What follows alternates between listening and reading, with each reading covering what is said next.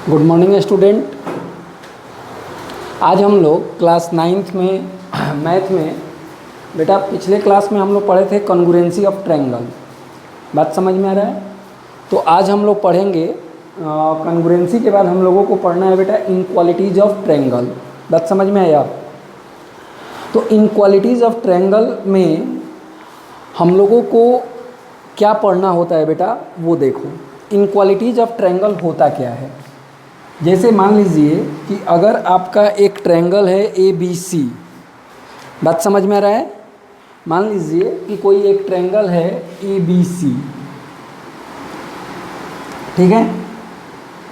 अगर ए बी सी एक ट्रायंगल है तो देखो बेटा, angle opposite to greater sides are greater. मतलब क्या कह रहा है कि अगर हम लोग ये कहें कि किसी ट्रायंगल में अगर ये एंगल इस एंगल से बड़ा है, मतलब ये जस्ट सोचो कि एंगल बी जो है अगर बड़ा है एंगल सी से, बात समझ में आया? तो एंगल बी का अपोजिट साइड जो है बेटा वो ए सी है, यानी दैट मीन्स कि ए सी जो होगा वो बड़ा होगा एंगल सी का अपोजिट साइड है ए बी, यानी ए बी से। बात समझ में आया? यानी कहने का मतलब क्या है कि जब किसी भी ट्रायंगल में अगर हम लोग उसके एंगल को कंपेयर करते हैं और हमें ये जब पता चलता है कि किसी भी ट्रायंगल का ये एंगल बड़ा है ये एंगल छोटा है, तो हम लोग ये कह सकते हैं बेटा कि जो एंगल बड़ा है उसका अपोजिट जो साइड है वो बड़ा होगा। बात समझ में आया?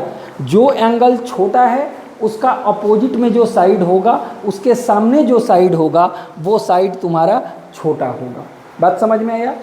इन क्वालिटीज़ में हम लोगों को यही चीज़ें पढ़नी होती है। दूसरा चीज़ कि बेटा देखो, दूसरा चीज़ हम लोगों का ये है, एक तो ये कंपेयर करने का एक मतलब कि तरीका हो गया कि जैसे मान लो कि अगर आपको दो साइड को ग्रेटर और स्मॉलर दिखाना है, मान लो एक बार मैं बात बता रहा हूँ, आपको यही चीज़ प्रूफ करना है कि AC जो है वो AB से, AC जो है वो बड़ा है AB से। बात समझ में आया? तो अब अगर आपको इस बात को अगर प्रूफ करना है बेटा, तो उसके लिए आपको किसी भी ढंग से, मतलब कहीं से भी आपको ढूंढ कर ये लाना है कि एंगल B जो है वो बड़ा है एंगल C से। बात समझ में आया? अगर मान लीजिए कि आपको एंगल ही प्रूफ करना है, आपको प्रूफ करना है कि एंगल B जो है वो बड़ा है एंगल C से, तो अगर आपको ये चीज़ बेटा प्रूफ करना है तो वैसी स्थिति में कहीं से भी आपको ये प्रूफ करना पड़ेगा पहले कि B का अपोजिट AC, यानी AC जो है वो बड़ा है AB के। बात समझ में आया? जब आपको ये चीज़ मिल जाएगा तब आप ये लिख सकते हो, या जब आपको ये चीज़ मिल जाएगा तब आप ये चीज़ लिख सकते हो। बात समझ में आया? यानी कहने का मतलब क्या हुआ बेटा कि जो साइड बड़ा होता है उसका अपोजिट एंगल बड़ा होता है, जो साइड छोटा होता है उसका अपोजिट एंगल जो होता है वो छोटा होता है। बात समझ में आ गया? अब देखो, अगर आप लोग बेटा इसको प्रूफ करना चाहो कि कैसे प्रूफ होता है, बात समझ में आया? हाँ, एक चीज़ और प्रूफ करने की बात हम लोग किए थे बेटा, जब हम लोग कॉन्ग्रुएंसी कर रहे थे तो कॉन्ग्रुएंसी का मैंने जो तुम लोगों को 4 या 5 क्राइटेरिया बताया था, तो क्राइटेरिया में मैंने आप लोगों को बोला था कि अगर नेक्स्ट क्लास में हम लोग उसको प्रूफ करेंगे, लेकिन आप लोगों का कोई रिप्लाई नहीं है, तो इसलिए मैं उसको अभी नहीं प्रूफ कर रहा हूँ। बात समझ में आया?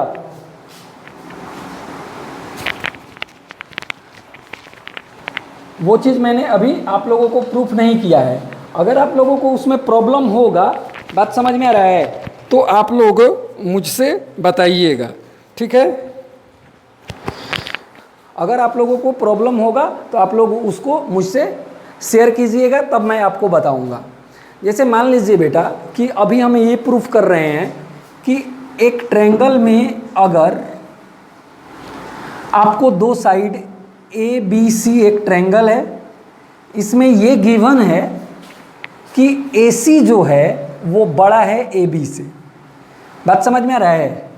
In triangle ABC AC is greater then AB। बात समझ में आ रहा है?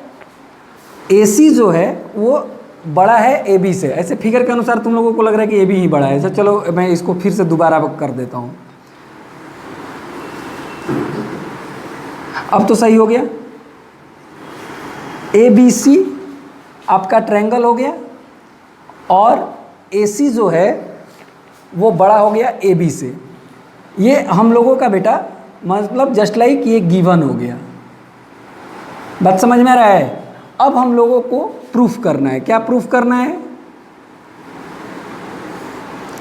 देखो हम लोगों को बेटा इसमें प्रूफ करना है कि एंगल B जो है वो ग्रेटर है एंगल C से। बात समझ में आ गया? मतलब हम लोगों को, चूंकि ये साइड बड़ा हम लोगों को गिवन है, ये साइड छोटा दिया हुआ है, तो इसका अपोजिट एंगल B यानी कि एंगल B जो होगा बेटा वो बड़ा होगा एंगल C से। क्लियर? अब देखो इसको प्रूफ कैसे करते हैं। तो इसके लिए बेटा हम लोग एक कंस्ट्रक्शन करते हैं। कंस्ट्रक्शन में क्या करते हैं कि जो साइड हमको छोटा दिया हुआ है, बात समझ में आ रहा है? जो साइड हम लोगों को छोटा दिया हुआ है उस साइड को, बात समझ में आ रहा है, उस साइड के इक्विवेलेंट बड़े वाला साइड में से एक पॉइंट ले लेते हैं। मतलब AB के इक्विवेलेंट AC में से एक पॉइंट हमने मान लो बेटा ये D ले लिया। Take a point D on AC where AB is equals to AD and join BD। बेटा BD को हमने ज्वाइन कर दिया। बात समझ में आ गया? अब देखो इन ट्रायंगल ABD, अब हम लोग बेटा आते हैं प्रूफ में। बात समझ में आ रहा है? प्रूफ में आते हैं हम लोग। कोई दिक्कत यहाँ तक किसी को कोई प्रॉब्लम नहीं होना चाहिए। बात समझ में आ रहा है? अब देखो बेटा प्रूफ में हम लोग इन ट्रायंगल ABD, अगर हम लोग ABD ट्रायंगल लेते हैं बेटा तो हम लोगों को ये गिवन है कि AB जो है वो AD के बराबर है। ये हम लोग का बाई कंस्ट्रक्शन के बेस पे। बात समझ में आया? अब देखो अगर AB जो है AD के बराबर है बेटा, तो ऐसी स्थिति में एंगल ABD जो होगा बेटा वो इक्वल होगा एंगल ADB के। एंगल ADB के बराबर होगा। बात समझ में आ रहा है? ABD जो होगा वो ADB के बराबर होगा। क्लियर? कोई प्रॉब्लम? अब देखो बेटा ये तुम लोगों का एक कॉज पढ़ा होगा कि angle opposite to equal sides are equal. बात समझ में आ गया? मतलब हम लोगों को ये मिल गया बेटा कि ये एंगल जो है वो इस एंगल के बराबर है। बात समझ में आ गया? अब एक बात बताओ कि ये जो एंगल है ये वाला बेटा इन दोनों एंगल के सम के बराबर है। बात समझ में आया? ये जो एंगल है वो इन दोनों एंगल के सम के बराबर है और ये जो एंगल है इसमें सिर्फ ये एंगल इंक्लूड है। मतलब इसका और इसका सम जो है वो इसके बराबर है, यानी इन दोनों का सम जो है बेटा वो इसके भी बराबर है। अभी मैं आप लोगों को एक चीज़ क्लियरफाई कर रहा हूँ, पहले आप इसको नंबरिंग पे समझो बेटा, थोड़ा सा है मतलब कि थोड़ा सा टफ टाइप का लगेगा आप लोगों को, यहाँ पे ध्यान दो बेटा। इसको हम एंगल 1 मानते हैं, इसको 2, इसको 3, इसको 4। बेटा एंगल 1 प्लस एंगल 2 जो है वो एंगल 3 के बराबर होगा ना। एंगल 1 और एंगल 2 अगर हम लोग ऐड करते हैं तो इस ट्रायंगल के हिसाब से बेटा ये जो एंगल है वो एक्सटीरियर एंगल है। बात समझ में आया। और एंगल 3 जो है वो एंगल 4 के बराबर है। एंगल 3 जो है वो एंगल 4 के बराबर है ना। अब देखो 2 में जब 1 ऐड हुआ तो वो 3 के बराबर हुआ, और 3 जो है वो 4 के बराबर है। यानी इसका मतलब कहीं ना कहीं हम लोग ये कह सकते हैं बेटा कि एंगल 1 प्लस एंगल 2 जो है वो एंगल 4 के भी बराबर है। 1 और 2 तुम्हारा 4 के बराबर है। बात समझ में आया। 1 प्लस 2 जो है वो 4 के इक्विवेलेंट हो गया। तो जब 1 और 2 दोनों मिलकर 4 के बराबर हो रहा है, और एंगल बी जो है, बात समझ में आ रहा है, वो 4 प्लस 1 है। बात समझ में आ रहा है तुम्हारा। देखो हम लोगों को ये दिखाना है कि एंगल 2 जो है वो एंगल 4 प्लस एंगल 1 से छोटा है। बात समझ में आया। एंगल 4 जो है मतलब 4 और 1 ये पूरा एंगल जो है इस एंगल से मतलब छोटा है। तो देखो बेटा यहाँ पे हम लोगों को 1 और 2 का सम जो है, 1 और 2 का सम, इन दोनों का सम 4 के बराबर। तो 4 जो एंगल है और एंगल 4 प्लस एंगल 1 जो है, एंगल 4 प्लस एंगल 1 जो है बेटा वो तुम्हारा एंगल बी के बराबर है। मतलब ये एंगल बी पूरा एंगल बी के बराबर है। अब जरा सा मेरी बात समझो। तो 1 2 3 के बराबर, 3 और 4 आपस में बराबर, इसका मतलब कि 1 प्लस 2 जो है वो 4 के बराबर हो गया। और 4 जो है बेटा, अब अगर हम लोग इसको करें तो 3 और 4 जब आपस में बराबर है तो 3 के बदले में बेटा हम लोग आप एंगल 1 प्लस एंगल 2 लिख सकते हो। एंगल 1 प्लस एंगल 2, तो एंगल 1 जब इसमें ऐड हो रहा है और 2 जो है बेटा 1 के साथ ऐड होके 3 के बराबर हो रहा है, और 3 जो है इकलौते 4 के बराबर हो जा रहा है। इसका मतलब ये है कि जब B में एंगल 1 इंक्लूड होगा तब ना जाकर आपका पूरा 4 में एंगल 1 इंक्लूड होगा, तब ना आकर ये पूरा आपका एंगल बनेगा B। तो जब 4 में एंगल 1 ऐड हो रहा है तो इसका मतलब नहीं हो गया कि ये एंगल जो है एंगल B जो है वो बड़ा है। बात मेरा समझ में आया।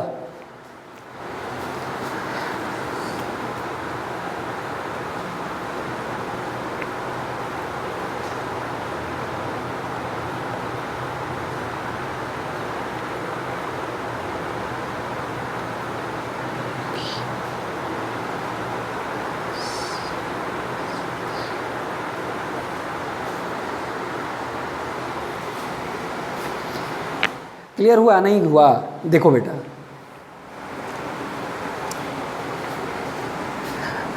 ADB मतलब एंगल नंबर जो 3 है, फिर से एक बार समझो।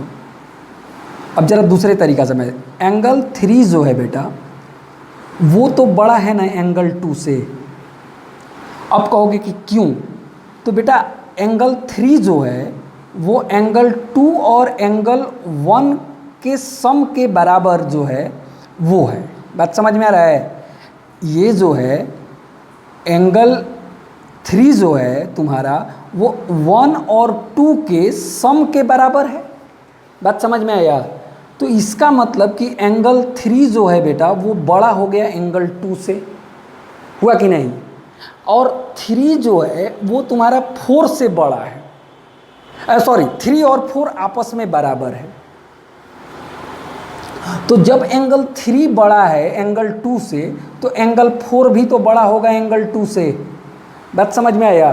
तो जब एंगल 4 ही बड़ा हो गया एंगल 2 से, तो जब 4 में बेटा एंगल 1 को ऐड करेंगे तो और भी बड़ा होगा ना। नहीं समझ में आया? जरा सा इसको क्लियरफाई पहले समझ लीजिए, क्योंकि यही चीज़ अगर हम ABC लिख दे बेटा तो वो और ज़्यादा कन्फ्यूजन करेगा। बेटा एक बात समझो कि एंगल 1 प्लस एंगल 2 इक्वल है एंगल 3 के। तो इसका मतलब तो अगर हम लोग कहेंगे बेटा तो ये कह सकते हैं कि एंगल 2 जो है वो छोटा है एंगल 3 से, यानी एंगल 3 जो है वो बड़ा है एंगल 2 से। एंगल 3 जो है बेटा वो इक्वल है एंगल 4 के। तो इस बेस पे हम ये भी तो लिख सकते हैं कि एंगल 4 जो है वो बड़ा है एंगल 2 से। बात समझ में आ रहा है? तो जब 4 बड़ा हो गया, बात समझ में आ रहा है, तो बेटा 4 में तो एंगल B भी इंक्लूड है, 1 इंक्लूड भी है। और तो अगर इस 4 में हम लोग बेटा एंगल 1 और ऐड करेंगे तो ये तो और बड़ा हो जाएगा ना एंगल 2 से। ये तो बड़ा पहले से ही था लेकिन और भी बड़ा हो गया। यानी अब हम लोग ये कह सकते हैं कि नहीं कि एंगल B जो है वो बड़ा है एंगल C से। बात समझ में आ गया? क्लियरफाई हुआ? अब देखो बेटा इसी चीज़ को हम लोगों को यहाँ लिखना है। अब हम लोग इसको लिखेंगे कैसे?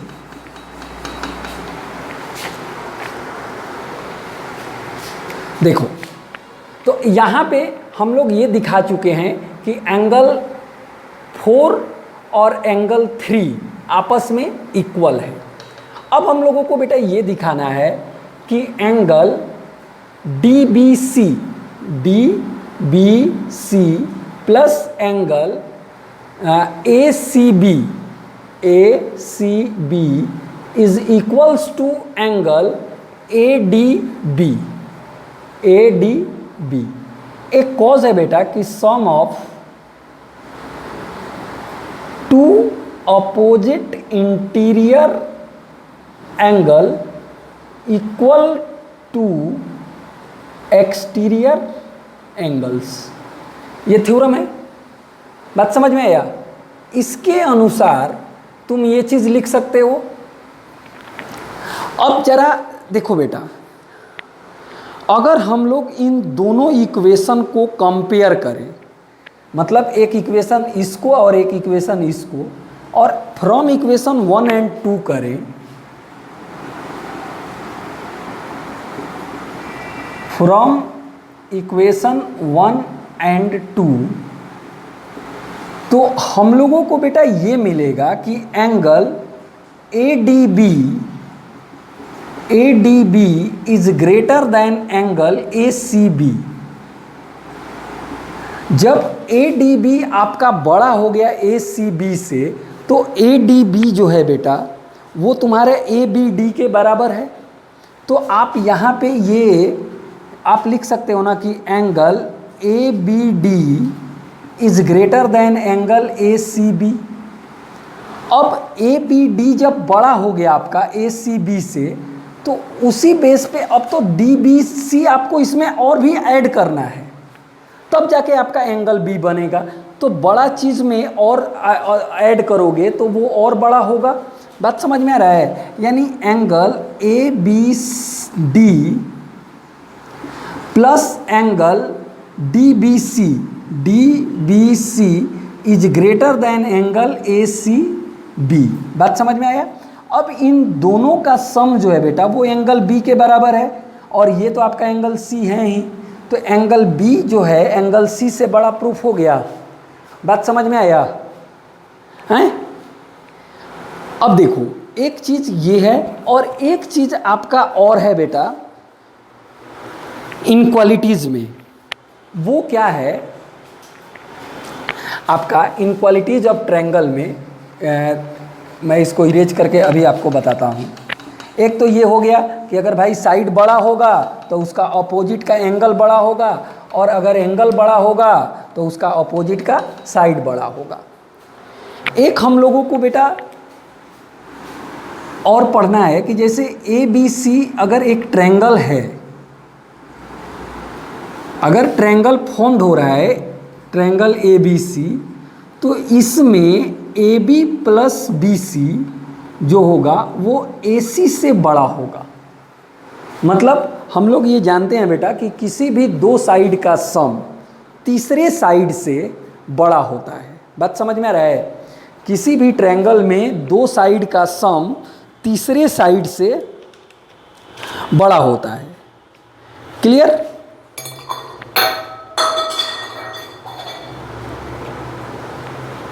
कोई प्रॉब्लम? इसी तरह आप ये भी कह सकते हो बेटा कि B C plus A C is greater than A B, या आप ये भी कह सकते हो कि A B plus A C is greater than B C. मतलब अगर ये तीनों रूल्स को सेटिस्फाइड करता है कोई ट्रायंगल, देन उस ट्रायंगल का जो है वो पॉसिबल होता है। मतलब ट्रायंगल तुम्हारा फॉर्म्ड होगा या नहीं होगा वो इस चीज़ पे, साइड के बेस पे, इस चीज़ पे डिपेंड करता है। बात समझ में आया? किसी ट्रायंगल का साइड के बेस पे, जैसे कि एंगल के बेस पे है कि ट्रायंगल के तीनों एंगल का सम 180 डिग्री के बराबर होना चाहिए, उसी तरह बेटा साइड के बेस पे तुम्हारा ये होता है कि दो साइड का सम तीसरे साइड से बड़ा होना चाहिए।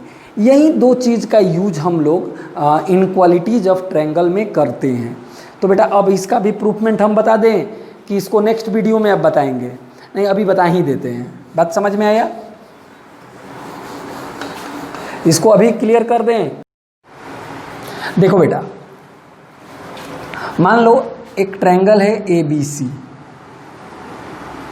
ए B C. In triangle A B C, to prove that AB plus AC is greater than BC, या AB plus BC is greater than AC, या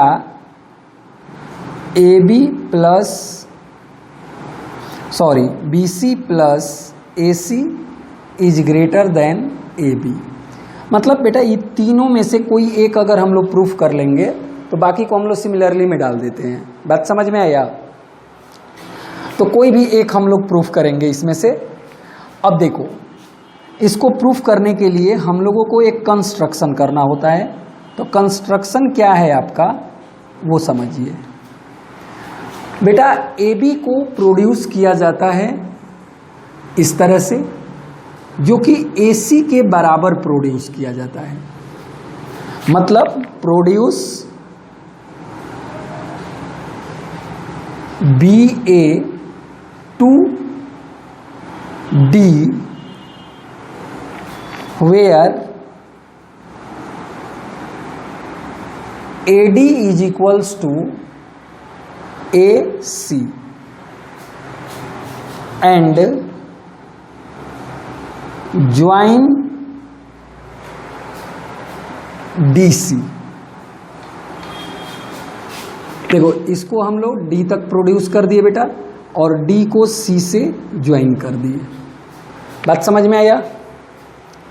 अब देखो, अब हम लोग आते हैं बेटा प्रूफ में। प्रूफ में अगर हम लोग इन ट्रायंगल ADC की बात करें, इन ट्रायंगल ADC, तो अगर हम लोग ADC का बात करेंगे बेटा, तो एंगल D जो है वो एंगल ACD के बराबर होगा। Angle D is equals to angle ACD।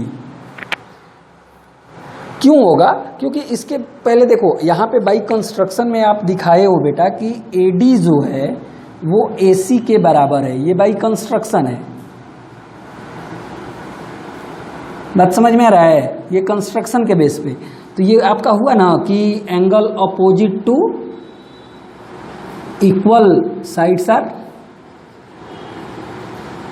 Are equal, बात समझ में आया। अब D जो है वो ACD के बराबर है, मतलब हम लोग ये प्रूफ कर चुके बेटा कि ये एंगल इस एंगल के बराबर है, बात समझ में आया। अब देखो, अगर हम लोग ये C एंगल को फाइंड करना चाहें तो इसमें हम लोगों को ये एंगल इंक्लूड करना पड़ेगा। तो यानी जब हम लोग बेटा एंगल ACD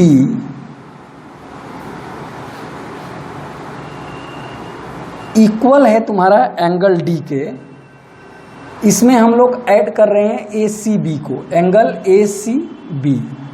जब इन दोनों एंगल को ऐड कर दिए तो ये एंगल इस एंगल के बराबर है।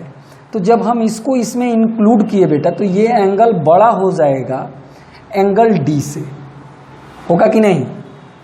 क्योंकि देखो ये दोनों एंगल आपस में बराबर है, ये एंगल जो है वो इसमें इंक्लूड कर रहे हैं हम लोग। तो जब इसमें इक्वल चीज में किसी एक तरफ आप कोई चीज ऐड करोगे तो वो पार्ट बड़ा हो जाएगा बेटा। यानी एंगल DCB जो होगा, angle DCB is greater angle D, बात समझ में आया। मतलब ये पूरा एंगल जो है बेटा वो इस एंगल से तुम्हारा बड़ा होगा, बात समझ में आया। तो अब देखो इसका अपोजिट जो साइड है इसके अपोजिट साइड, अब हम लोग आ जाते हैं बेटा इन ट्रायंगल DBC में, DBC इस ट्रायंगल में हम लोगों का जो है बेटा वो हम लोगों को क्या मिला कि तुम्हारा angle DCB is greater then angle D। तो DCB का अपोजिट साइड जो है बेटा वो BD है, यानी आप लिख सकते हो कि BD is greater then BC, बात समझ में आ रहा है, BD is greater then BC। अब देखो ये आपको मिला कहाँ से, तो फ्रॉम एबव में आप प्रूफ किए हो, ऊपर आप प्रूफ कर चुके हो इस बात को। और ये आपको मिला कि side opposite to greater angles are greater, माने ग्रेटर एंगल का अपोजिट साइड जो होता है वो ग्रेटर होता है। अब BD को बेटा AB प्लस AD लिख सकते हैं ना, AB plus AD is greater then BC। अब AD जो है तुम्हारा बेटा वो AC के बराबर है, तो आप ये लिख सकते हो ना कि AB plus AC is greater then BC, बात समझ में आ रहा है। इसी बेस पे आप इन तीनों को प्रूफ कर सकते हो, बात समझ में आया। आप क्या करना है आपको, इस बार इसको प्रोड्यूस करके इधर मिला देना, बात समझ में आया। एक बार इसको प्रोड्यूस करके इससे मिला देना, मतलब आप इसको अगर एक प्रूफ कर लिए तो बाकी को आप सिमिलरली में डाल सकते हो, डालकर इसके बाद आप प्रूफ्ड लिख दो, बात समझ में आया। ये सारा चीज आपका प्रूफ हो गया और इस बेस पे आपको इनक्वालिटीज जो है बेटा वो कंप्लीट हो गया, बात समझ में आया। अब आप लोगों का एक और होमवर्क में क्या है बेटा, इनक्वालिटीज तो आप लोग बना ही लीजिएगा, साथ में यूक्लिड में आप लोग देखिएगा बेटा 5 पोस्टुलेट है और 7 एक्सियम है, बात समझ में आया। तो उसके एक्सियम और पोस्टुलेट को आप लोग याद कर लीजिएगा, बात समझ में आया। बाकी उसको हम समझाएंगे नेक्स्ट क्लास में, बात समझ में आ रहा है। और यहाँ तक अभी हम लोगों का कॉन्ग्रुएंसी और इनक्वालिटीज कंप्लीट हो गया। अगर आपको कॉन्ग्रुएंसी के किसी थ्योरम को प्रूफ करने में प्रॉब्लम हो रहा होगा तो वो हमको आप लोग शेयर करके बताइएगा, हम आपको वो चीज़ नेक्स्ट वीडियो में सॉल्व करके आपको देंगे। या किसी क्वेश्चन में भी प्रॉब्लम होगा तो वो भी आप लोग बोलिएगा, हम उस क्वेश्चन को नेक्स्ट क्लास में सॉल्व करके आप लोगों को भेज देंगे, ठीक है। Thank you.